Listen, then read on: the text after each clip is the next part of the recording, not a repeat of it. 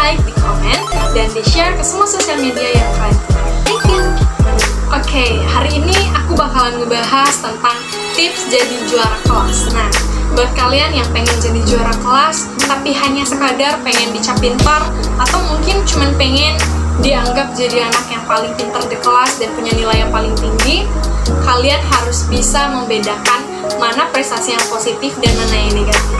Jadi juara kelas bukan sekedar punya nilai yang tinggi dan bukan sekedar hanya pintar, tapi jadi juara kelas adalah orang yang bisa berpengetahuan luas dan bisa berdampak positif buat lingkungannya. Bukan sekedar diukur dari nilainya ya, tapi dari sikapnya, dari attitude-nya, dari semua perlakuan yang dia lakukan di sekolah, di lingkungan, maupun dalam keluarganya sendiri. Dan inilah beberapa tips supaya kamu bisa menjadi juara kelas di kelas kamu dalam hal yang mungkin kamu rasa susah, tapi hari ini aku bakalan ngebahas tips itu dan bantu kamu untuk bisa jadi juara kelas. Tonton sampai selesai ya. Nah, tips yang pertama yang perlu kamu lakuin adalah kamu harus rajin belajar. Nah, kalau kamu udah jadi siswa yang rajin belajar, percayalah kamu akan bisa jadi juara kelas. Kenapa? Orang yang punya niat yang baik dan gigih, dia akan terus belajar dalam hal apapun. Bukan sekedar membaca ya, bukan sekedar kamu bisa memahami materi dari buku pelajaran yang ada di sekolah, tapi kamu bisa belajar dari audio yang kamu dengarkan, dari video yang kamu lihat, dan bahkan lingkungan yang kamu rasakan. Nah, itu yang disebut dengan orang yang benar-benar giat belajar. Dia akan belajar dari aspek manapun supaya dia punya pengetahuan baru, dan dia tidak akan sombong dan tidak akan menghentikan pengetahuan cukup terhadap dirinya sendiri, tapi dia akan bisa berbagi buat banyak orang. Tips yang kedua adalah kamu harus rajin baca buku. Kenapa kamu harus rajin baca buku? Karena membaca buku itu sering dikatakan adalah jendela dunia. Ketika kita punya sedikit saja pengetahuan dari buku-buku yang kita mungkin belum pernah dengar atau mungkin tidak pernah kita pikirkan, nah kita akan dapat pengetahuan baru dari setiap buku yang kita baca. Setiap buku ini bukan sekedar buku yang pengetahuan ya, bukan sekedar yang materi, tapi ada buku yang bisa membuat kamu refresh juga terhadap pengetahuan, mungkin tentang penemuan-penemuan baru, atau mungkin ensiklopedi, kamus, atau mungkin dari cerita-cerita yang mungkin kamu rasa bisa membawa kamu lebih enjoy untuk bisa belajar. Nah, kamu perlu mempelajari buku-buku yang kamu senangi. Jangan terlalu membaca buku-buku yang belum kamu pahami atau belum kamu senangi. Jadi, coba cari buku-buku, cari referensi buku yang kamu senangi dan yang udah pasti kamu pasti bakalan baca. Tips yang ketiga adalah kamu harus rajin mengerjakan soal latihan. Nah, ketika kamu sudah giat belajar dan kamu membaca buku setiap harinya, kamu harus dan wajib untuk mengerjakan latihan soal. Karena latihan soal ini adalah indikator supaya kamu bisa memahami sampai di mana pemahaman kamu terhadap materi.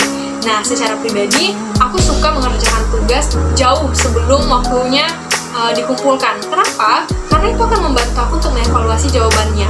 Nah, misalnya kalau kita udah punya nih latihan soal, dan ketika kita sudah selesai belajar, kita otomatis mengisi latihan-latihan itu. Kalau misalnya 50% dari jawaban kalian salah, kalian wajib mengulang materi yang ada di pembahasan tersebut. Nah, tapi kalau misalnya udah 70% kalian benar, kalian cukup mendalami lagi. Kalian cukup membaca detail yang belum paham dari setiap soal yang ada, yang salah tadi. Nah, itu akan membantu kamu untuk bisa dapat nilai yang tinggi. Percayalah kalau kamu punya niat yang tinggi dan kalau kamu benar-benar mengerjakan soal latihan itu dengan benar, pasti nilainya bakal lebih tinggi lagi. Lanjut, tips yang keempat adalah kamu harus mereview materi. Mereview materi ini tidak hanya sekadar menulis ya. Kalian bisa melakukan presentasi mandiri. Nah, contohnya, presentasi mandiri ini bisa kalian lakukan untuk mengulang kembali materi apa yang kalian pelajari. Nah, tidak hanya menjelaskan materi itu, tapi kalian juga merekam suara apa yang kalian katakan.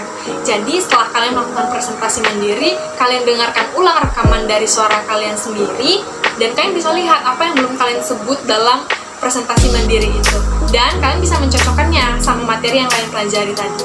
Nah, kalau misalnya kalian menulis nih, mereview materi dengan menulis, kalian juga bisa gunakan warna-warna yang cerah supaya kalian lebih mudah mengingat. Nah, ini menurut pengalaman aku ya, tulisan yang menarik itu bisa membantu aku untuk bisa mengingat.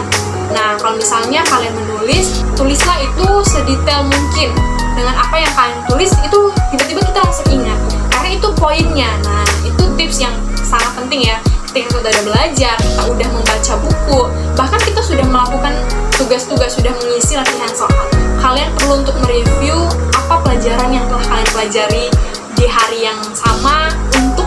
bisa mengevaluasi diri kalian nih, mengidentifikasi juga apa sih yang kurang, apa sih indikator yang belum tercapai. Nah, ini membantu kalian untuk bisa dapat nilai tinggi. Tips yang kelima adalah mengerjakan soal lebih awal. Nah, kalau misalnya kalian masih SMA, SMP, ataupun SD, guru itu tidak bisa ditebak akan memberikan tugas di latihan yang mana. Misalnya ada kompetensi dasar ya, ini kita diuji pilihan ganda. Kerjakan semua pilihan ganda lebih awal sebelum guru memberikan kalian tugas. Kenapa? Karena kalau misalnya kalian udah mengerjakan tugas lebih awal, waktu kalian untuk mengevaluasi jawaban yang salah atau mungkin memastikan jawaban yang benar itu lebih banyak daripada teman-teman kalian yang di kelas yang mungkin mengerjakannya ketika sudah diperintahkan. Nah, ini bakal ngebantu sekali sih kalau secara pribadi aku dari pengalaman ya. Ini sangat membantu aku untuk bisa dapat nilai yang tinggi. Mungkin ada beberapa jawaban yang salah nih waktu pertama kali kita mengerjakannya waktu latihan soal. Nah, tapi waktu kita diberikan tugas sama guru kita udah bisa nih memastikan mana sih jawaban yang salah dan perlu diubah, dan mana juga jawaban yang benar dan perlu ditambahkan lagi. Nah, ini pasti bakalan ngebantu nilai-nilai latihan kalian untuk bisa lebih tinggi lagi. Tips yang keenam yang terakhir adalah kalian harus disiplin waktu. Nah, disiplin waktu ini bukan sekadar kalian bisa belajar rutin, tapi benar-benar yang maksimal. Kenapa nggak kalau misalnya kalian belajar itu harus maksimal? Ya kalau misalnya kalian nggak maksimal, otomatis nilainya juga nggak maksimal. Nah, jadi disiplin waktu ini penting ya. Jadi aku kasih contoh nih, misalnya kalian hari Senin, mulai dari hari Senin sampai hari Minggu, tapi niat belajar kalian dari Senin sampai Sabtu. Nah, kalau minggu ini buat liburan atau apapun itu terserah sama kalian. Nah, aku ambil contoh dari Senin sampai Sabtu. Misalnya Senin sampai Sabtu ini aku berkomitmen untuk belajar 2 jam setiap harinya. Nah, 1 jam khusus untuk aku belajar membaca, mendengar, dan melihat. Dan 1 jamnya lagi fokus untuk latihan soal dan mereview pembelajaran. Nah, kalian harus atur jadwalnya kapan. Misal malam. Tapi kalau misalnya aku pribadi, aku senang belajar itu waktu malam atau subuh. 1 jam waktu malam, 1 jam waktu subuh. Tapi misalnya kalian belajar itu malam, ya aku kasih tipsnya ya. Misal malam jam 17.30. Selesai itu kan 2 jam ya, pasti 19.30 udah selesai. Nah, kalian harus make sure di mana sih tempat kalian belajar, di rumah, di kos, di asrama, atau mungkin di kontrakan, atau mungkin di taman, dimanapun tempat yang kalian nyaman. Dan setelah kalian menentukan tempat, tentukan agenda pembelajarannya. Mungkin 1 jam ini aku mau fokus matematika full, 1 jamnya lagi mereview dan mengisi latihan soal. Nah, itu bakalan ngebantu kalian untuk belajar dengan sistematis.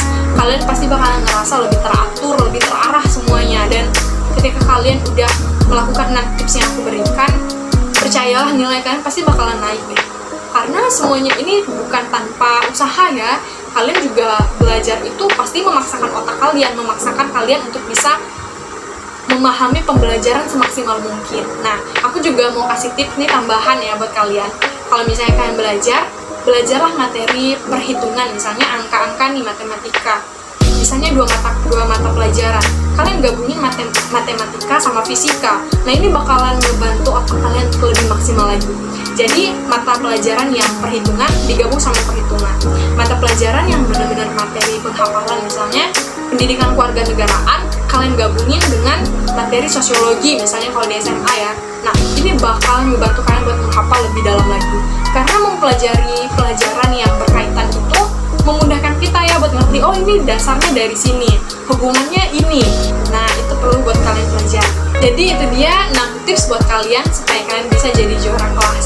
Aku tunggu kabar baik dari kalian, semoga bisa jadi juara kelas. Dan ingat, orang yang rajin akan kalah dengan orang yang gigih dan giat.